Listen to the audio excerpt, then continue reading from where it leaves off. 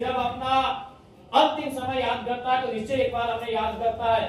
तो आपको इस बात को भी स्मरण कर रखना होगा कि आज इस राज्य के लोग, अब इस राज्य के नहीं, इस राज्य से बाहर के भी लोग अपेक्षाएं लेकर आते हैं। कुछ दिन पहले आपने भी देखा होगा, गोरखपुर से एक व्यक्ति आए थे। गोरखपुर से दोनों पति पत्नी आए और आकर अपनी समस्याओं को सुनाया। था हमने सोचा कि शायद इनकी समस्या झारखंड की होगी। उन्होंने कहा नहीं, हमारी समस्या गोरखपुर की है। हमने कहा कि आपके भी वहां विधायक हैं, आपके वहां भी सांसद हैं। बोला नहीं, आपकी तरह इस तरह जमीन में बैठकर नहीं देखा है कोई जनता दरबार लगाता हो, हम वहां तक पहुंच ही नहीं सकते। तो गोरखपुर से आए, हालांकि हम लोगों ने प्रयास किया, ऐसा नहीं कि हमने उनकी समस्या का समाधान कर दिया, नहीं हो पाया। क्योंकि गोरखपुर हम कैसे डायरेक्ट कांटेक्ट करें, हमने हमारा यूपी में कोई कांटेक्ट नहीं है। तो हमने बिहार के कुछ साथियों के माध्यम से कांटेक्ट किया, वहां के एसपी से हमने बात करने का प्रयास किया। तो फिर भी उनको हमने अपना नंबर, अपने साथी एक स्पेशल हमने साथी को रिपोर्ट किया है कि जब भी फोन करें आपका तो आप इनको देखिएगा, सुनिएगा जहां तक संभव हो सके। तो ये तो सच्चाई है कि लोग अपेक्षाएं रख रहे हैं, और अपेक्षाएं इसलिए रख रहे हैं कि हम लोग अच्छा कर रहे हैं। लेकिन उसके लिए सबसे महत्वपूर्ण है कि आज हमें अपना सांगठनिक रूप से हमें अपने आप को तैयार करना होगा। हमें एकता का अभाव दिखता है। आज ये सच्चाई भी है कि जैसे जमशेदपुर जब हम आते हैं, आपके विधायक जब भी आते हैं, आपके केंद्र अध्यक्ष यानी मैं जब भी आता हूं, आप भारी संख्या में आते हैं। लेकिन जब हमारी उपस्थिति नहीं होती है, आप लोग इतने तैनात नहीं दिखते हैं। ये सच्चाई है, इसे आपको स्वीकार करना होगा। आज अनुशासन की थोड़ी सी कमी दिख रही है। हमने स्कूली जीवन में कहीं सीखा था, पढ़ा था कि एक इंसान को, चाहे वो खेल का मैदान हो, राजनीति का मैदान हो या परीक्षा का मैदान हो, उसके अंदर 3D का क्वालिटी होना चाहिए, तभी वो सक्सेसफुल हो सकता है। और 3D से होता है डिटर्मिनेशन, डेडिकेशन, डिसिप्लिन। डिटर्मिनेशन जिसको हम लोग हिंदी में इरादा कहते हैं। निसंदेह हमारा इरादा तो पहाड़ को फतह करने का है, और हमारे जितने भी साथी उनके इरादा में हमें कोई शक नहीं है। उनके इरादे स्पष्ट है, वो राज्य के लिए अच्छा करना चाहते हैं। दूसरा डी से होता है डेडिकेशन, यानी समर्पण हो जाना। बारिश हो, गर्मी हो, धूप हो, 40 किलोमीटर हो, 50 किलोमीटर हो, रात का अंधेरा हो, वो समर्पित भी है। लेकिन तीसरा जो डी है, जो महत्वपूर्ण है, डिसिप्लिन, वो कभी थोड़ा हमें अभाव दिखता है। आपने भी आज मंच में देखा, कार्यक्रम चल रहा, उसके बाद भी लोग मंच में है, मंच को बाधित कर रहे हैं। तो जो महत्वपूर्ण डी है, जिसे हम लोग डिसिप्लिन कहते हैं, उनमें थोड़ा सा अभाव दिखता है।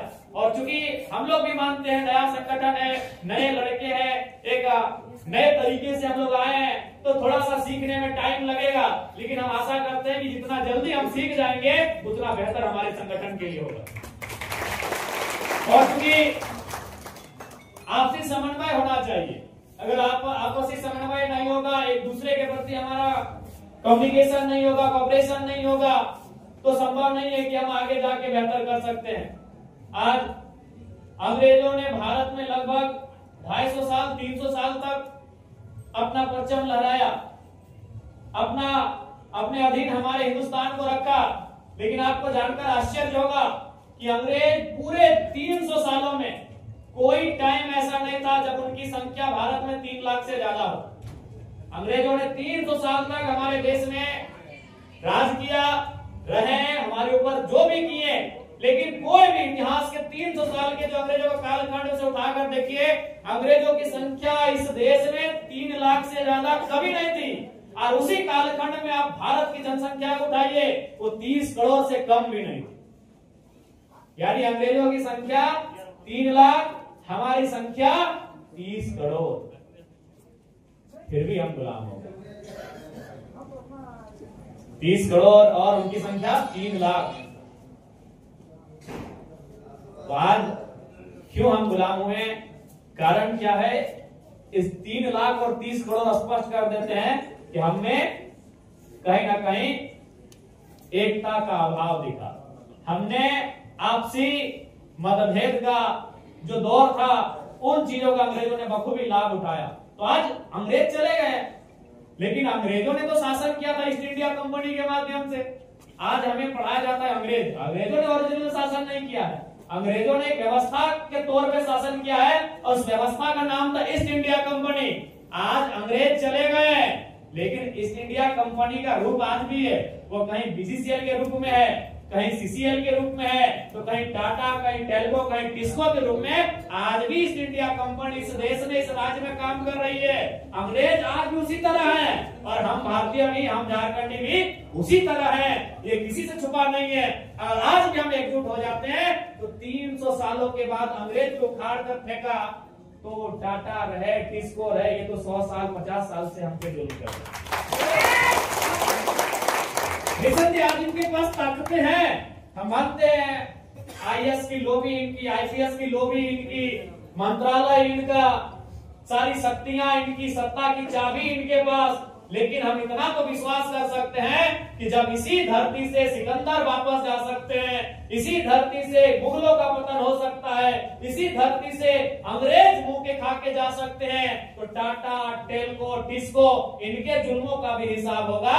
उसके लिए हमें आज से संघर्ष करना होगा, आज से हमें एकजुट होकर रहना होगा। निश्चय जो लोग अत्याचार करते हैं उनका अंत जरूर होता है, लेकिन उस दिन के लिए हमें अपने आप को तैयार रखना होगा। मैं मानता हूं इनका हो सके दुनिया में इनकी प्रशंसा होगी, लेकिन सच्चाई है कि झारखंड में जो भी कंपनी आई है उन्होंने केवल हमें लाचार और बेबसी के सिवा कुछ नहीं दिया। आज सिंदरी की घटना जो धनबाद जिले की है, आपने अपने मोबाइल के माध्यम से देखा होगा कि किस प्रकार से पुलिस प्रशासन के सामने कंपनी के गुंडे रैयतों पे लाठियां बरसा रहे हैं। जब वो घायल होकर चले गए तो घायलों पे भी लाठियां बरसा रहे हैं। अरे हम लोग अगर किसी से लड़ाई भी करते हैं ना, मारा पीटी भी हो जाता है ना, तो चोट लगता है तो कम से कम उस वक्त छोड़ देते हैं। लेकिन उनके क्रूर रूप को आपने देखा होगा तो उनको एम्बुलेंस में बैठाया जा रहा है, उसके बाद भी लाठियों से प्रहार कर रहे हैं। चूंकि कहेगा